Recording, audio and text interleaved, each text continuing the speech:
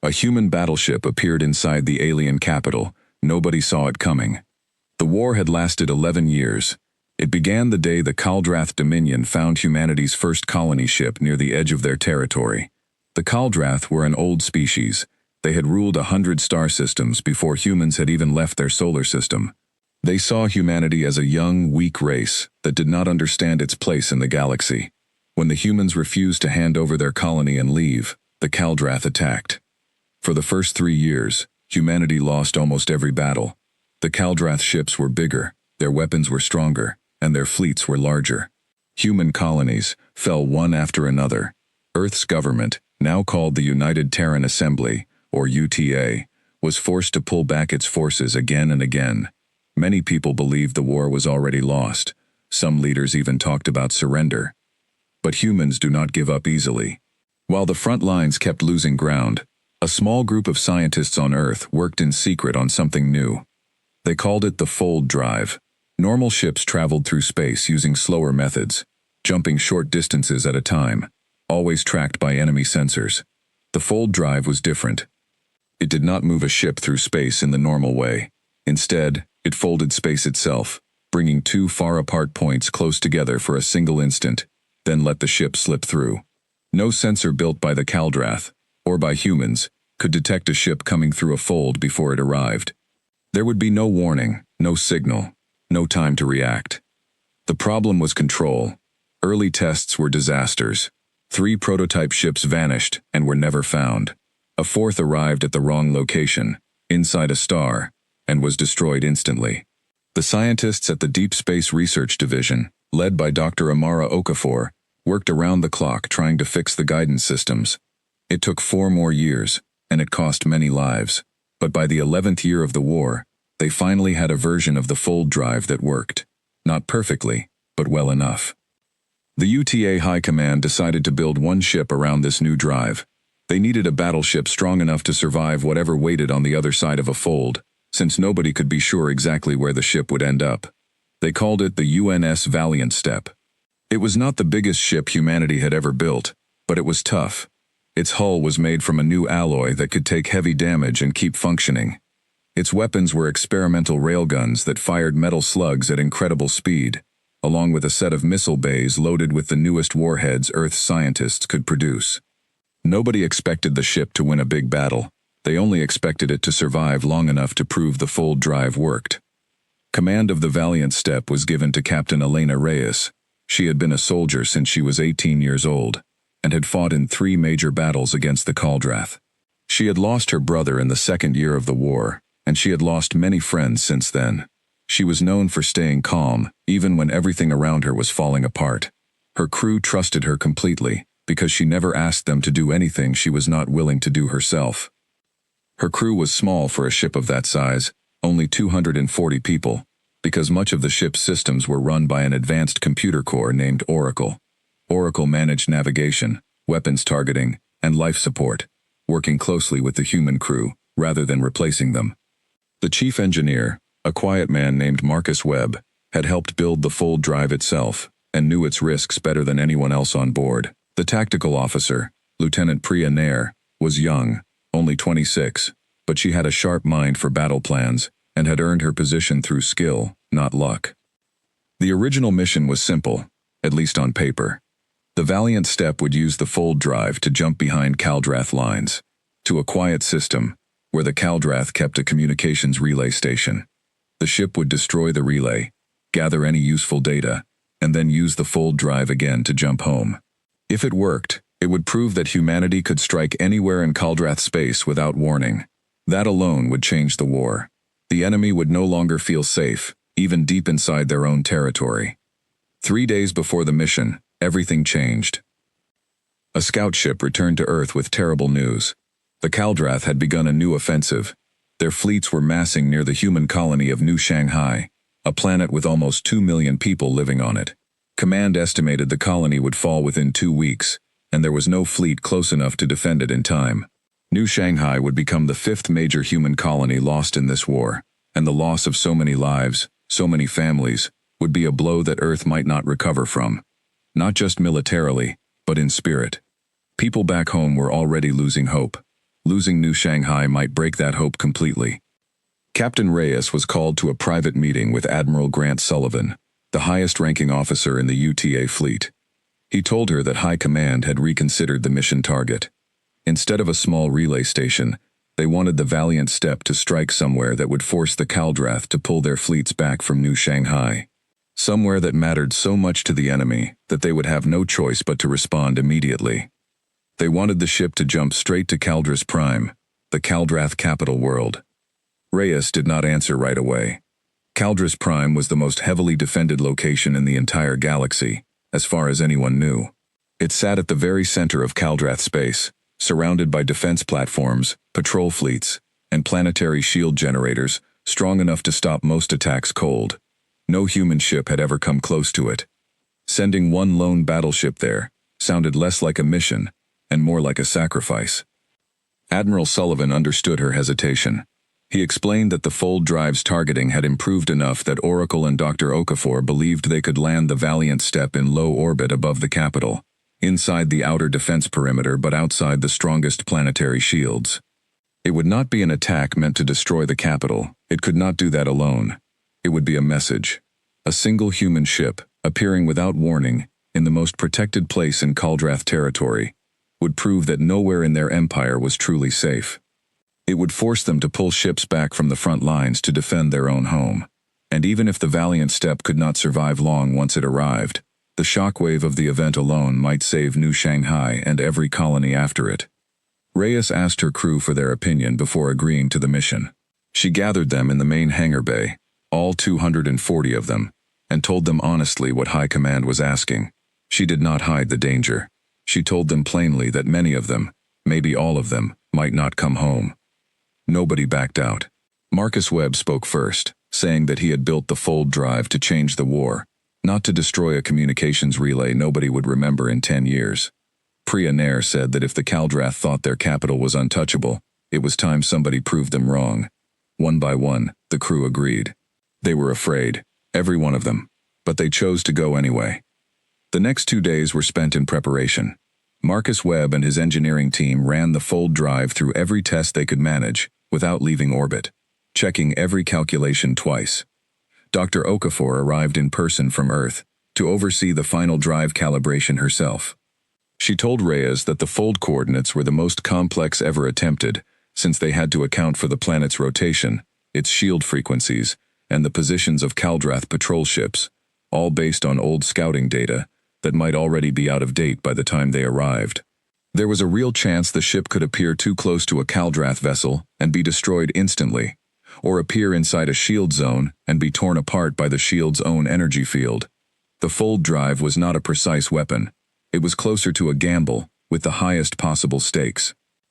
Reyes accepted the risk. She had accepted worse odds before, and she trusted her ship, her crew, and the people who built the drive. On the third day, the Valiant Steppe left Earth's orbit for the last time before the mission. It traveled to a quiet, empty stretch of space, far from any settled system, a place chosen because it would not alert any Caldrath sensors when the fold drive activated. The crew took their stations. Lights along the corridors shifted to a dim amber color, the standard signal for high alert operations. In the command center, Captain Reyes sat in her chair at the center of the room, watching the main display as Oracle ran the final systems check. Marcus Webb's voice came over the comm from engineering. The fold drive was fully charged and ready. Every safety measure that could be checked had been checked. There was nothing left to do but jump.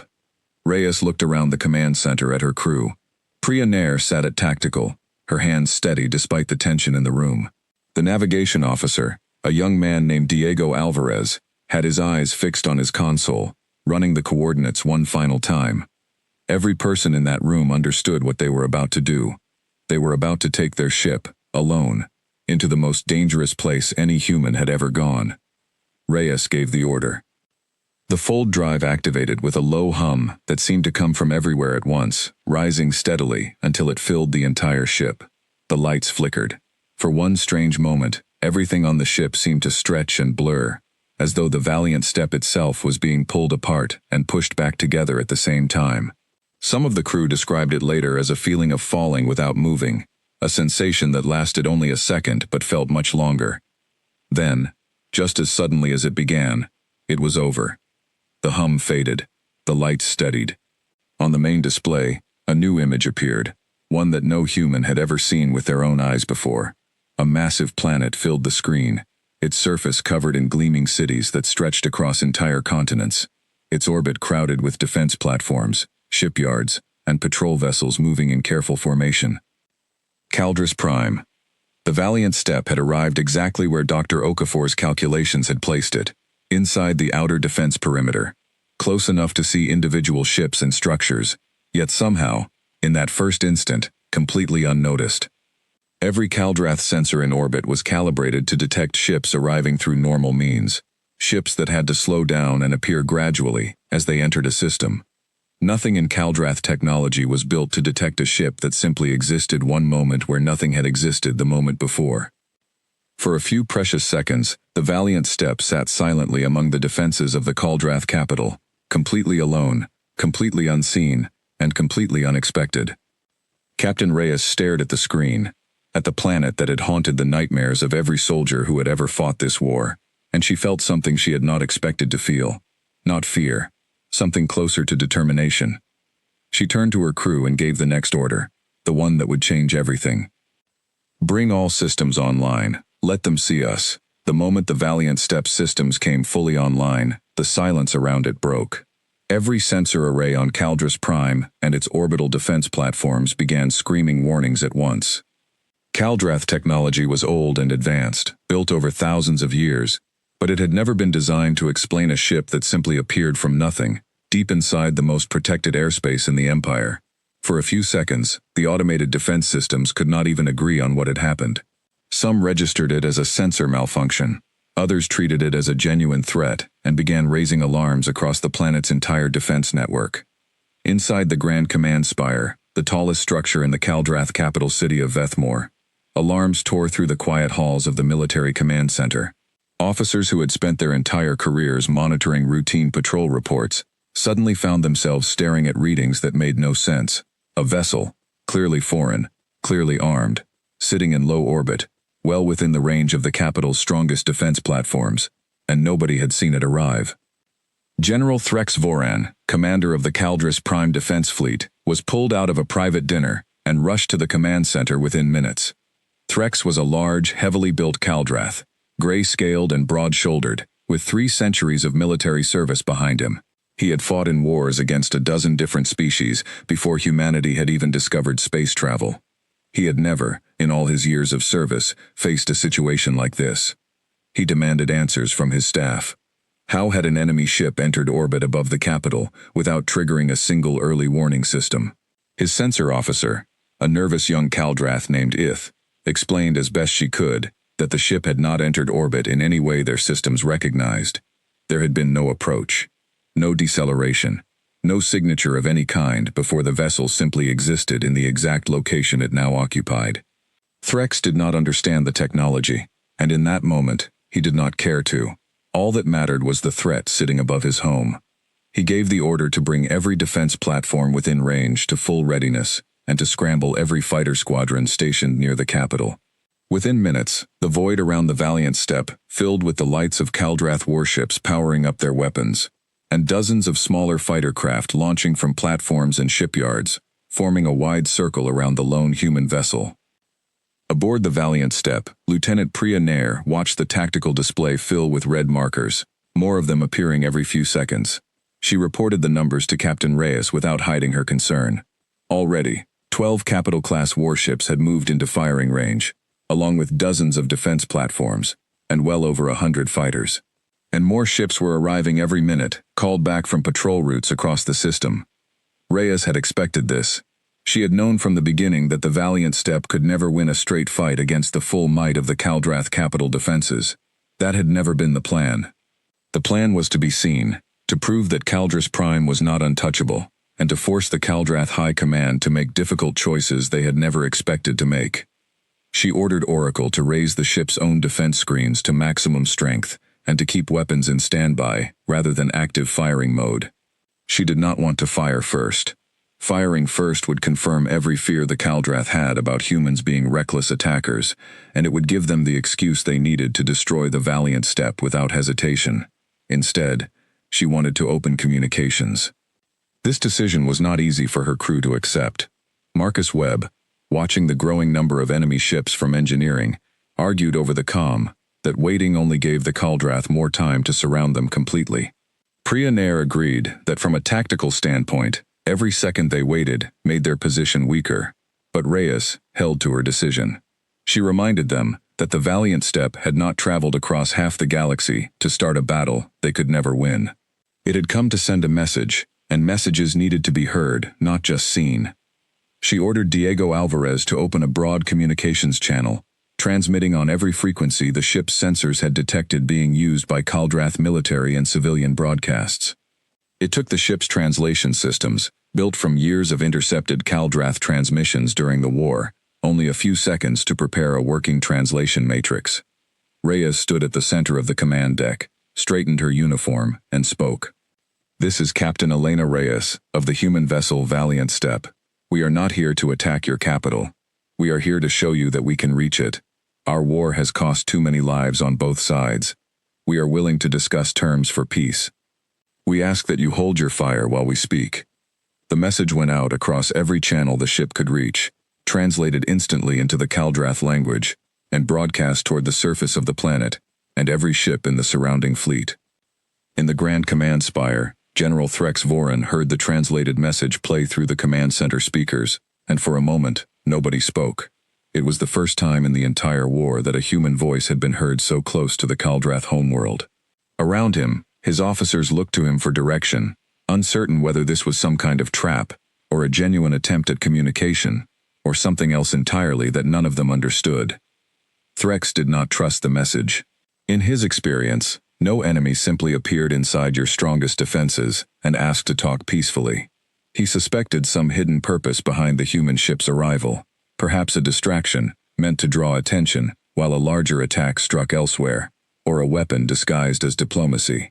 He ordered his fleet to hold position and hold fire, not out of trust, but out of caution, while he contacted the Kaldrath civilian leadership for guidance. A decision this significant could not be made by a single general, even one as senior as himself. The message was passed up the chain of command with unusual speed. Within the hour, it reached Chancellor Vale Ashra, the highest civilian authority in the Kaldrath Dominion, and the closest thing the Empire had to a supreme leader. Vale was old even by Kaldrath standards, having led the Dominion through most of its wars over the past 60 years. She was known for being careful, patient, and slow to act without full information, qualities that had kept her in power far longer than most chancellors before her. Vale watched the recording of the human captain's message several times before speaking to her advisors. She asked the obvious question first. How had a single human ship reached their capital undetected? Her military advisors admitted they did not know. Their scanning technology had found no evidence of any approach at all. The ship had simply appeared. This unsettled Vale more than any weapon could have.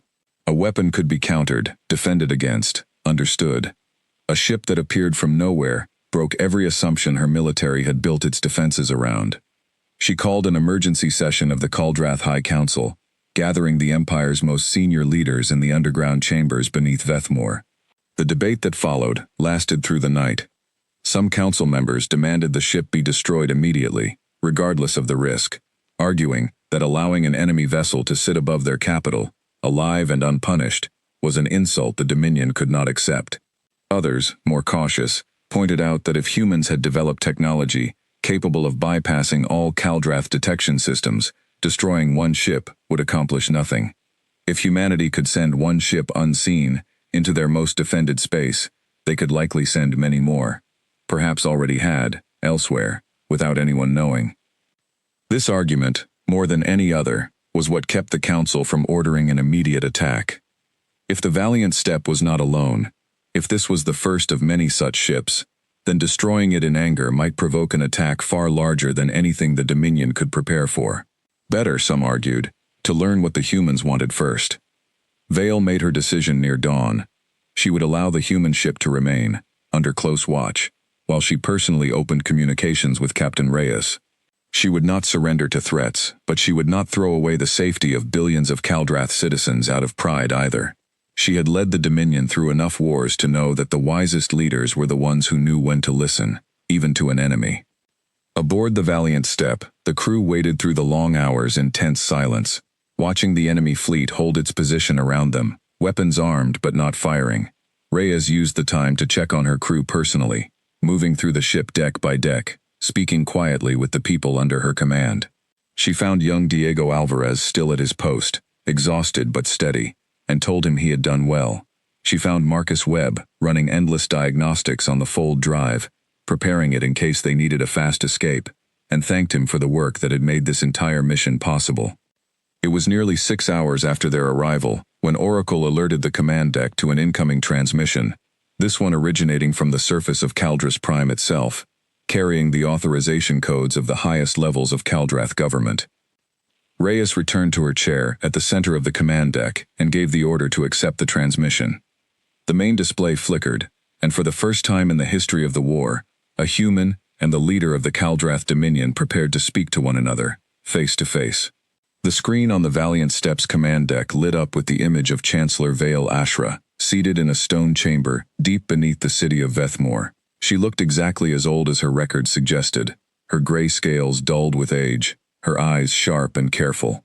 Behind her stood several other Caldrath, advisors and guards, watching the screen with open suspicion. Captain Reyes stood at attention, facing the display. She had faced enemy fire, had lost friends in battle, had commanded soldiers through the worst days of the war, but this moment felt different. This was not a battle. This was the first real conversation between their two species since the war began. Vale spoke first. Her voice translated a half-second later by the ship's systems into clear, even English. She asked the question that had been asked by every officer since the ship's arrival. How had a human vessel reached the most defended location in the Dominion without triggering a single alarm? Reyes answered honestly. She explained, in simple terms, that humanity had developed a new form of travel that folded space itself, allowing a ship to arrive somewhere without the usual signs of an approaching vessel. She did not go into technical detail. She did not need to. The fact alone was enough to make her point clear. Humanity could reach anywhere in Caldrath space now, without warning. Vale's advisors reacted with visible alarm at the confirmation, several of them exchanging worried glances. Vale herself remained still, her expression unreadable, though Reyes could see the weight of the information settling over her. Reyes continued before the silence could stretch too long. She explained that the Valiant Steppe had not come to attack the capital. If humanity wanted to destroy Caldras Prime, they would have brought more than a single ship. She told Vale plainly that the war had already cost too many lives on both sides, that entire colonies had been destroyed, that millions of people, both human and Caldrath, had died fighting over territory and pride. She said that humanity was prepared to keep fighting for as long as it took, but that she personally, and many of the people she served under, believed there was a better path forward. A ceasefire, a real negotiation, a chance to end the war before it took anything else from either side. Vale listened without interrupting, and when Reyes finished speaking, the Chancellor took a long moment before responding. She said that the Caldrath Dominion did not fear humanity's weapons, whatever new technology they had built. What concerned her more was the fact that a species so young, so recently arrived among the stars, had managed to develop something the Dominion's own scientists, after thousands of years of advancement, had never achieved. She asked Reyes directly whether this fold technology meant that more human ships could appear the same way, at any location, at any time. Reyes chose her next words carefully. She did not want to lie, but she also understood the danger of revealing too much. She told Vale that the technology was new, difficult to control, and not something humanity could use freely or without risk, but she did not deny that it existed, or that more ships could one day use it. She let the Chancellor draw her own conclusions from that truth. It was, in its own way, still a threat, though wrapped carefully in honesty rather than open hostility. Vale understood this immediately. She turned briefly to speak with her advisors, and Reyes waited in silence on the command deck, watching a debate unfold on the screen that would shape the rest of the war. Not every voice among the Caldrath leadership agreed with Vale's cautious approach. General Threx Voran, present in the underground chamber as the Dominion's senior military commander, argued strongly against continuing to allow the human ship to remain in orbit unchallenged. He believed that no matter what technology the humans possessed, allowing an enemy vessel to sit above the capital without consequence sent a dangerous message to the rest of the Dominion's territories and to every other species watching the outcome of this war. He argued that if the Kaldrath appeared weak now, other species who had long resented Dominion rule might see this as an opportunity to rebel. Threx proposed a middle path.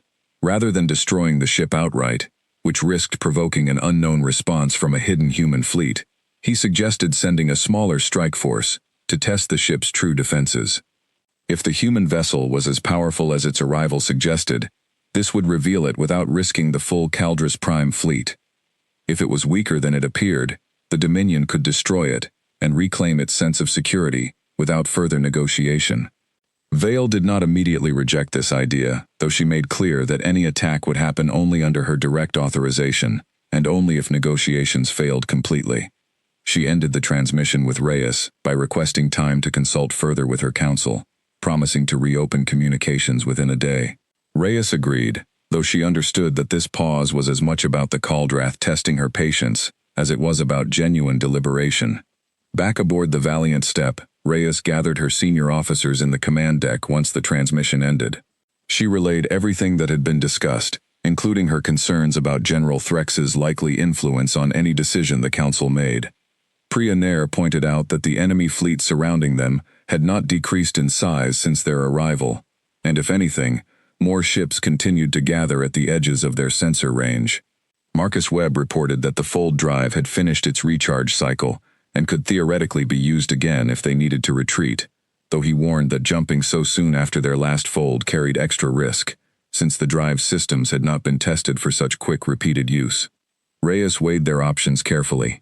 Retreating now, before any real progress had been made, would mean the entire mission had accomplished little beyond proving the Fold drive worked once. It would not force the Kaldrath to reconsider their approach to the war, and it would not save New Shanghai or the colonies that would follow it.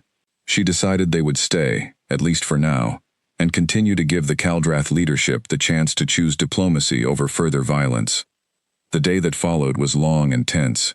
The Kaldrath fleet held its position, weapons ready but silent, while both sides waited. Aboard the Valiant Step, the crew rotated through rest shifts as best they could, though few managed real sleep with an entire enemy armada watching their every move. Reyes spent much of the day reviewing sensor data with Priya Nair, mapping the strength and positioning of the ships around them, in case combat became unavoidable. She also spent time speaking with her crew individually, checking on morale, answering questions honestly when she could, and reassuring them when she could not. Late in the second day, Oracle detected movement among the Kaldrath fleet. A group of 6 warships, smaller and faster than the capital ships holding the main perimeter, began moving toward the Valiant Step's position, breaking formation with the rest of the defense fleet. Priya Nair reported the development immediately, her voice tight with tension. This did not look like the beginning of a negotiation. It looked like the beginning of a test, exactly as Reyes had feared General Threx might attempt. Reyes ordered the ship's defense screens raised to full strength, and weapons brought to standby readiness, though she still refused to fire first. She hoped, even now, that this was only a show of force, meant to intimidate, rather than an actual attack. But as the 6 ships continued closing the distance, their weapon systems visibly charging on the Valiant Step's sensors, it became clear that hope alone would not be enough. Reyes opened a channel toward the approaching ships, broadcasting a final warning that the Valiant Step would defend itself if fired upon, but that they still wished to avoid further conflict. There was no response. The 6 Kaldrath warships continued their approach, weapons fully charged, closing the last of the distance between them and the lone human battleship sitting in the heart of enemy territory. On the command deck, Priya Nair looked to her captain, waiting for the order that would decide whether this mission ended in peace or in fire. The 6 Kaldrath warships closed to firing range, and for a moment, everything on the Valiant Step's command deck went silent. Priya Nair kept her hands steady over the weapons console, waiting for the order. Captain Reyes watched the tactical display, counting the seconds, still hoping this was only a test of nerve, rather than the opening of a real battle. The first shot came without warning.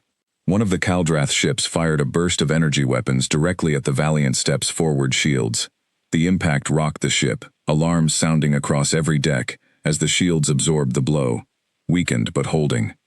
Reyes gave the order immediately. Return fire, defensive pattern only, target their weapons systems, not their engines or life support. She did not want to destroy these ships if she could avoid it. Killing more Caldrath sailors now would only make peace harder to reach later, if peace was still possible at all. The Valiant Step's railguns fired, sending metal slugs across the distance, at speeds far greater than anything the Caldrath ship's own shields were built to handle efficiently. Priya Nair's targeting was precise, striking the weapons array of the nearest attacking ship and disabling it in a single hit. A second shot struck another vessel's forward cannons, silencing them before they could fire again. The remaining 4 ships continued their assault, working together to try to overwhelm the Valiant Step's shields from multiple angles. Marcus Webb, monitoring the ship's systems from engineering, reported that their shields were holding, but draining faster than expected under the combined fire. If the battle continued much longer, or if more ships joined the attack, the Valiant Step would eventually be overwhelmed. Reyes made a decision. She ordered Diego Alvarez to transmit a message on an open frequency, one that would reach not just the attacking ships, but every Caldrath vessel in the system, and likely the command center on the surface as well. This is Captain Reyes. We did not fire first. We are defending ourselves, nothing more. If your leadership wants war, we will fight. But know this, we are not alone out here. It was a bluff, in a sense, though not entirely. The Valiant Step truly was alone in that system. But Reyes knew that the Caldrath High Command had no way to confirm that for certain, not with a technology capable of appearing anywhere without warning. Uncertainty, in this moment, was as powerful a weapon as any railgun. As if to reinforce her words, Marcus Webb reported something extraordinary happening within the fold drive systems. The drive, still recovering from its last activation, had begun registering unusual energy readings, fluctuations that did not match anything in its normal operating patterns. For a moment, even Webb was unsure what was happening. Then the answer became clear. Back on Earth, following strict protocols established before the Valiant Step ever left orbit, Dr. Amara Okafor and her team had been monitoring the mission's status through a specialized long-range communication relay, one of the few pieces of technology capable of maintaining even a limited connection across such vast distance, using principles related to the fold drive itself. When the Valiant Step systems detected active combat and transmitted an emergency status update back to Earth, High Command made a decision that had been prepared as a contingency from the very beginning of the mission. 2 additional ships, the newly completed UNS Resolute and UNS Steadfast, both equipped with early, less refined versions of the fold drive, had been kept on standby near Earth, specifically in case the Valiant Step required reinforcement or rescue. Admiral Sullivan gave the order, and both ships activated their own fold drives, aiming for coordinates as close to the Valiant Step's last known position as their less precise systems allowed. Aboard the Valiant Step, sensors detected the sudden, inexplicable appearance of 2 more vessels at the edge of the system, still far from the capital but undeniably present, undeniably human in design, based on their energy signatures. The timing could not have been better if it had been planned exactly this way, though in truth, it was closer to a desperate gamble than a calculated strategy. The Caldrath sensor stations detected the new arrivals within moments, and the report reached General Threx Voran and the gathered council almost immediately. 2 more human ships, appearing from nowhere, exactly as the first one had. Reyes's warning, spoken only minutes earlier, suddenly did not sound like a bluff at all. Panic spread quickly through the Caldrath command structure. If 2 more ships had appeared already, how many more might follow? Nobody in the room could offer an answer, because nobody understood the true limits of this new human technology. General Threx, despite his aggressive instincts, understood military math well enough to recognize a rapidly worsening situation. He gave the order for the 4 remaining attacking ships to break off and retreat back toward the main defense line, unwilling to risk further losses while so much remained unknown. The attacking ships pulled back, their weapons falling silent. On the Valiant Step's command deck, the crew allowed themselves a brief moment of relief, though nobody relaxed completely. The larger fleet still surrounded them in far greater numbers than the 2 newly arrived human ships could hope to challenge directly. Within the underground council chamber, the debate that followed was the most heated since the crisis began. Some council members, shaken by the sudden appearance of reinforcements, now argued for immediate destruction of all 3 human vessels before any more could arrive. Others argued the opposite, that attacking now, with the true scale of humanity's new technology still unknown, risked provoking a response the Dominion could not survive. Nobody could say with certainty how many ships humanity might be capable of sending, or how quickly. Chancellor Vale Ashra used the chaos of the moment to reassert control over the discussion. She reminded the council that Captain Reyes had spoken of peace from the very beginning, and that the Dominion's own attack, not any human aggression, had caused this escalation. She argued that continuing down this path risked a war that could no longer be fought on the Dominion's terms, a war that might now reach Caldris Prime itself, with little warning, at any time the humans chose. General Threx, forced to weigh his pride against the safety of the empire he had sworn to protect, reluctantly agreed to stand down further offensive action, at least for the moment, while Vale reopened direct communication with Captain Reyes. Aboard the Valiant Steppe, Reyes accepted the renewed transmission request, though she remained cautious, aware that trust between their 2 peoples was still fragile at best. Vale appeared on the screen once more, her expression harder now, though no longer hostile in the way it had been before the attack. Vale acknowledged, carefully, that the attack had been authorized without her full approval, a partial admission of fault that Reyes recognized as significant, given how rarely such admissions likely came from Caldrath leadership. Vale stated plainly that the Dominion did not wish to discover, through further conflict, exactly how many more ships humanity could send to locations like this one. She proposed, formally this time, a temporary ceasefire, one that would hold while both sides worked toward a lasting peace agreement. Reyes felt the weight of the moment settle over her. This was what the mission had been sent to achieve, though it had come far closer to disaster than anyone had hoped. She agreed to the ceasefire on behalf of the United Terran Assembly, though she made clear that any lasting peace would need to be negotiated properly, between full delegations from both governments, not decided alone by a single captain and a single chancellor in the middle of a crisis. Vale agreed. She proposed that formal negotiations begin as soon as possible, with both sides sending official representatives to a neutral location to be determined. For the first time since the war began, both sides had agreed to something resembling real diplomacy.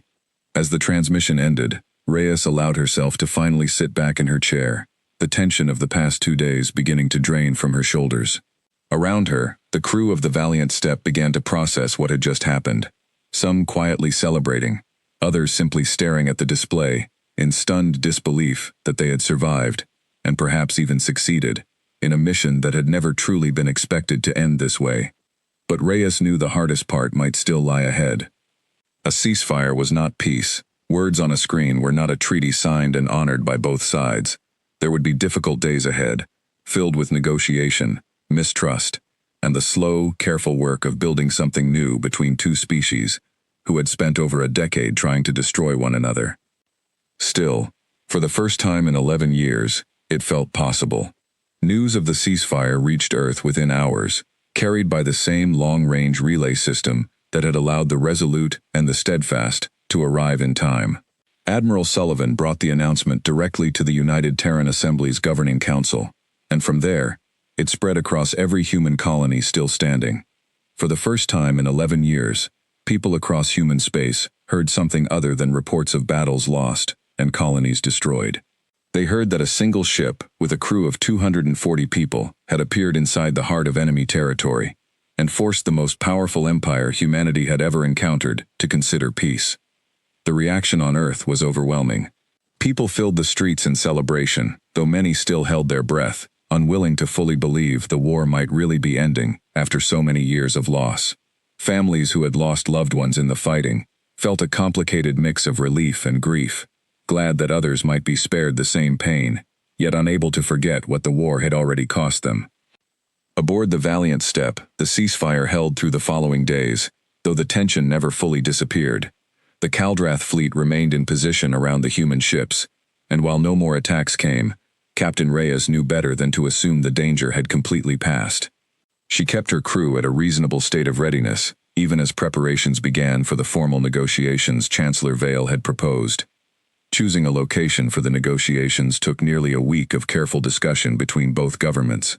Neither side wanted to hold the talks on the other's home territory, for reasons of both safety and pride.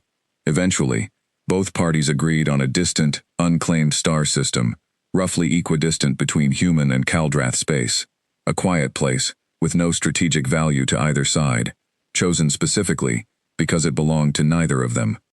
Reyes was informed that the Valiant Step, along with the Resolute and the Steadfast, would escort the human diplomatic delegation to the meeting, alongside a larger support fleet sent from Earth, once the ceasefire made such a deployment possible without risking renewed conflict.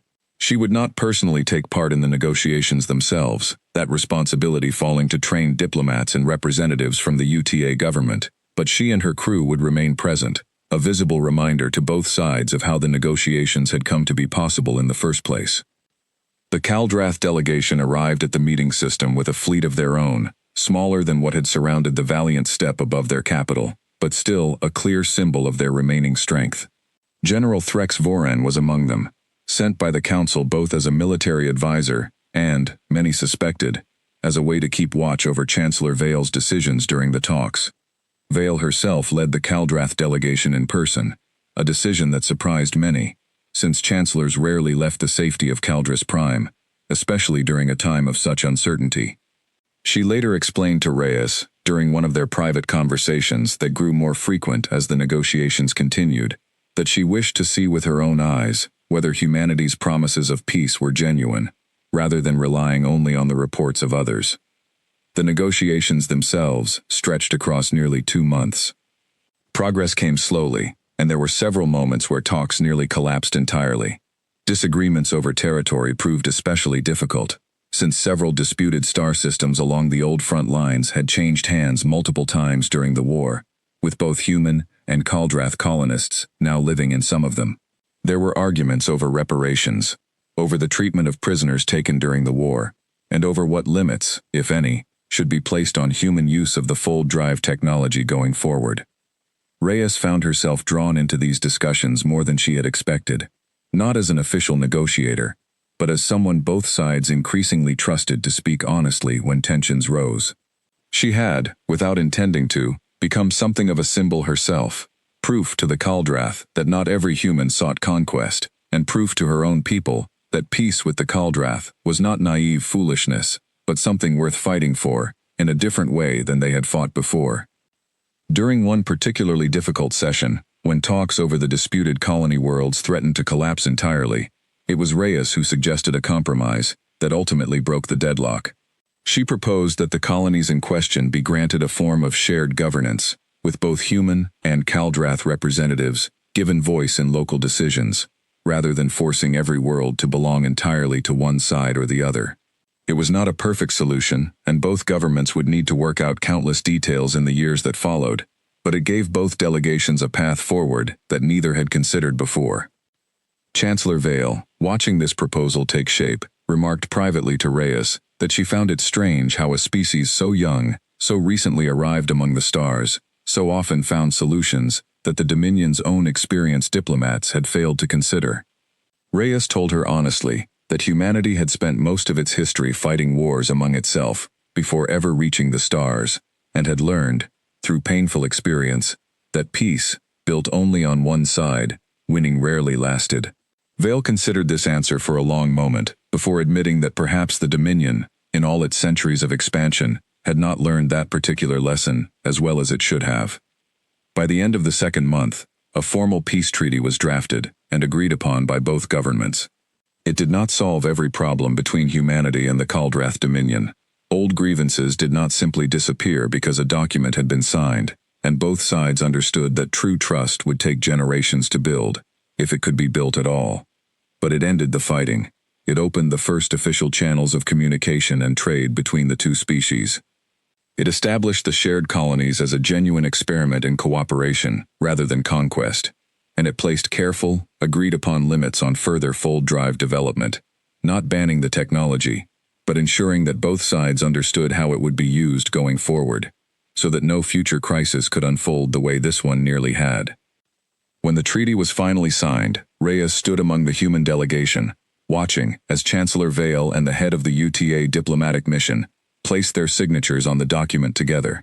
She thought of her brother, lost in the second year of the war, and of every crew member she had watched die in the battles before this mission. She thought of New Shanghai, saved from destruction because a fleet had been forced to pull back from the front lines to defend a capital they had never expected to be threatened. She thought of Marcus Webb and Priya Nair and Diego Alvarez, and every person aboard the Valiant Steppe who had chosen to follow her into the most dangerous place any human had ever gone, not knowing if they would return. The war was over. It had not ended through a final, decisive battle, the way so many wars in human history had ended before. It had ended because one ship, appearing where nobody expected it, had forced both sides to imagine a different outcome than the one they had been fighting toward for 11 long years. The Valiant Steppe returned to Earth several weeks later, greeted not with the quiet relief of a ship simply coming home, but with celebrations that stretched across every human colony still standing. Captain Reyes and her crew were honored as heroes, though Reyes herself often deflected the praise, reminding people that the peace belonged to everyone who had fought and sacrificed through the long years of war, not just to the crew of a single ship that had gotten lucky, brave, and stubborn enough to succeed where luck alone would never have been enough.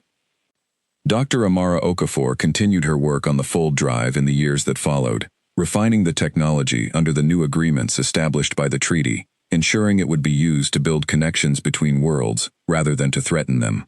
Marcus Webb eventually left active service to join her research team, having seen firsthand both the danger and the promise of the technology he had helped create. Priya Nair went on to train new officers in tactics learned from the mission that had ended the war, while Diego Alvarez remained aboard the Valiant Steppe, now assigned to peaceful diplomatic escort duties rather than the front lines of a war that no longer existed.